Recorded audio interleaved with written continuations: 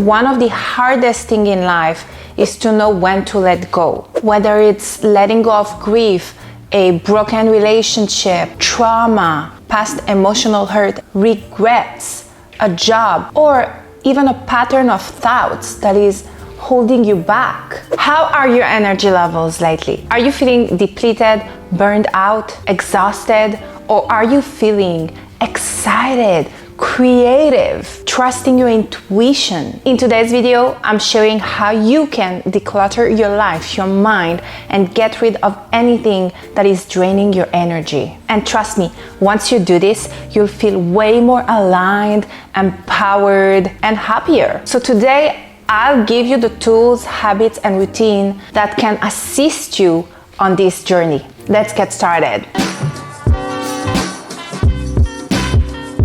If you want to support me in any form or fashion, giving this video a thumbs up and subscribing to my channel really helps me out, so thanks in advance. Hey love, welcome back, it's Oli, and when it comes to energy, energy never lies. There is a quote that goes like this: there are things in life that we never want to let go of, people we never want to leave behind, but keep in mind that letting go isn't the end of the word, it's the beginning of a new life. Our energy is the most precious life sources we have. And that means that sometimes you have to let go of things that are draining your energy. One of the hardest things in life is to know when to let go. Whether it's letting go of grief, a broken relationship, trauma, past emotional hurt and abuse, regrets, a job or business, or even a pattern of thoughts that is holding you back. We struggle with change because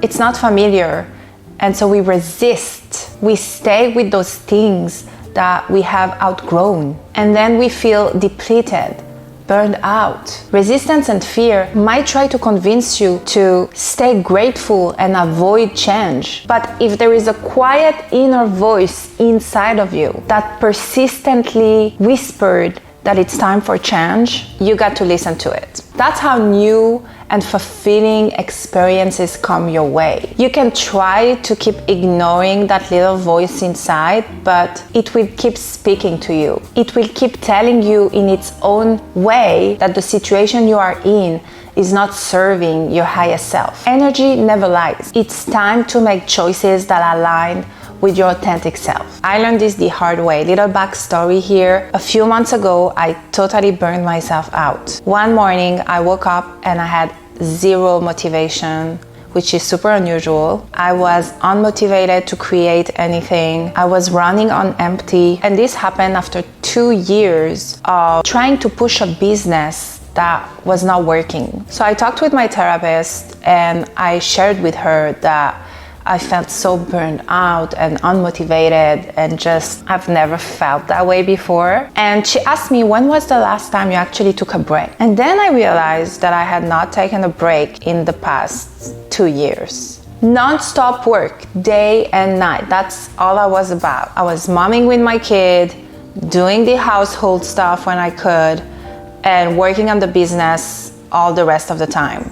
Morning, night, in between, all the time. And so she suggested that I take a breather and I stop trying to find motivation and just focus on things that brought me joy. And I listened. I started taking long walks in nature, talking with my sister over the phone every day, reconnecting with friends that I haven't talked for in a while. I even went paddle and it was super fun. But it was also pretty scary because I was like, what's gonna happen? Like, you know, what's the next step? I feel like I still have no motivation. Like after 2 weeks, I was still feeling like nothing has changed. Like, should I keep having fun every day or should I start like worrying and, you know, maybe find a 9 to 5, which is something I don't wanna do.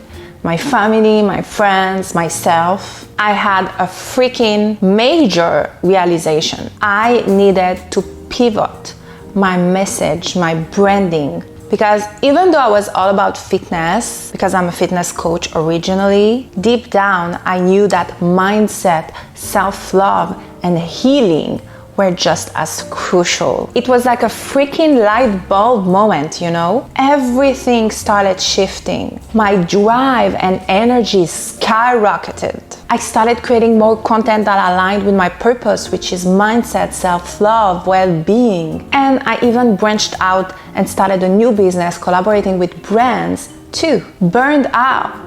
This burnout was a gift. It pushed me to pivot and align myself with where I truly wanted to be. I had to let go of that draining energy of forcing myself to speak about topics that I had outgrown. And I started feeling way more in alignment. So if something keeps draining your energy, maybe you want to hold on to it because you're familiar with it, and our brain loves the familiar. Our brain is built for survival, so it wants to keep you in your comfort zone because we don't know what we don't know. There is that fear of the unknown, that fear of like, if I let go of this, what's gonna be next, right? But if you just trust the process and you listen to your gut feelings, everything will unfold as it's supposed to be. You don't need to focus too much on the how. You just need to trust and have faith that you're doing the right thing. And you'll be so surprised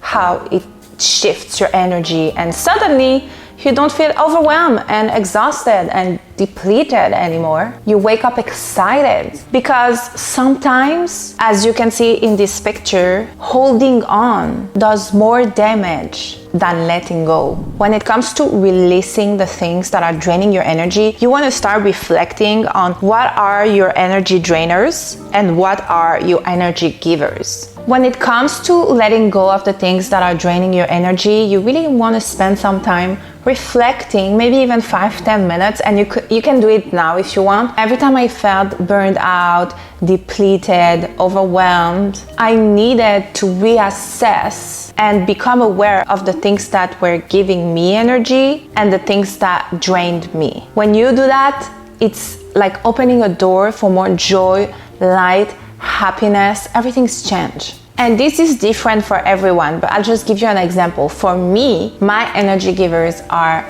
sunlight, ocean, nourishing food, exercise, playing with my kid, going to my chiropractor once every 2 weeks to get adjusted, reading, having time creating, journaling, setting intentions every day, sleeping 7 to 8 hours when I can, meditating, visualizing. Now, when you compare that to my energy drainers, and energy drainers are different for everyone, but I'll just give you an example of mine. My energy drainers are people who gossips, people pleasing, not being able to say no when I want to say no. That really drains me. Holding onto old friendships that I'm not aligned with anymore. Not setting clear boundaries. Being told what to do. Thinking of the past or being stuck in a loop of thinking of the past. Saying yes to every request and feeling overwhelmed by tasks and deadlines. Negative self-talk.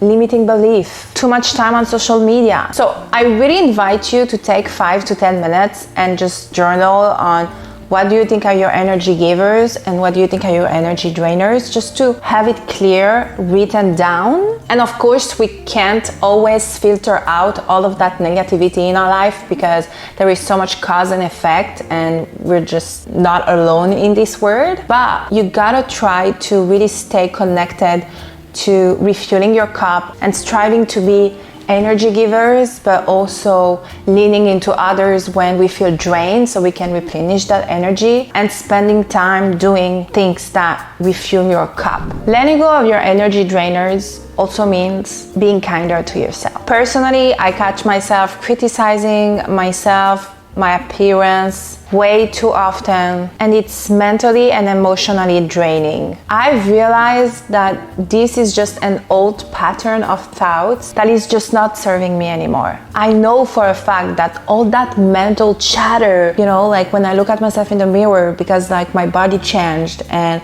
I gained a little bit of weight, and I'm okay with that. I accept the fact that I gained a bit of weight, but it's like that constant self-critique that pops up and is like, you should fix yourself in some ways. You should be be doing more, you're not doing enough, right? It's that judging voice. And I'm able to catch that, but I know that constant mental chatter is not good for me. It releases a lot of stress hormones in my body. I'm trying to be mindful, catching those negative thoughts whenever they pop up and reframing them instead of this never-ending desire to look different and feel different, and focusing on the fact that my body is healthy, my body is strong. It's all about acceptance, you know? Ever since I started reframing repetitively, I feel like I've gained this incredible sense of empowerment. And the power of self-compassion is not just an idea. It's very real, and it actually manifests in our bodies. When we soothe our own pain, we are tapping into the mammalian caregiving system. And that system is all about releasing oxytocin, which is the feel-good hormone. Research shows that people with higher levels of oxytocin have increased feelings of trust, happiness, safety, generosity, connectedness. However,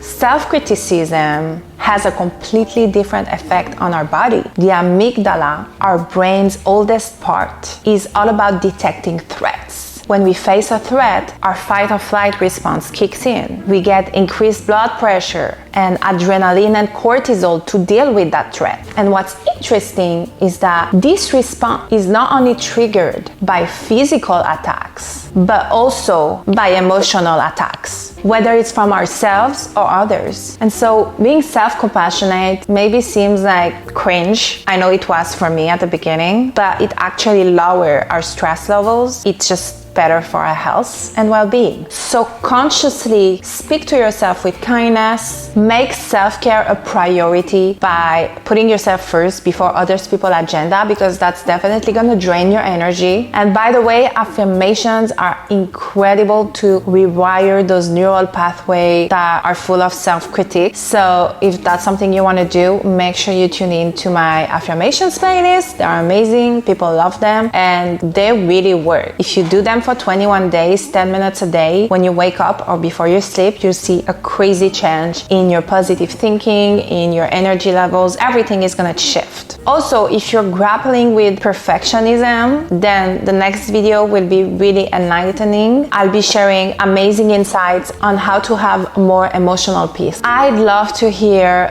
what topics or questions would you like me to explore for the next videos. Your input really helps shape the content I create, so I genuinely value your opinion.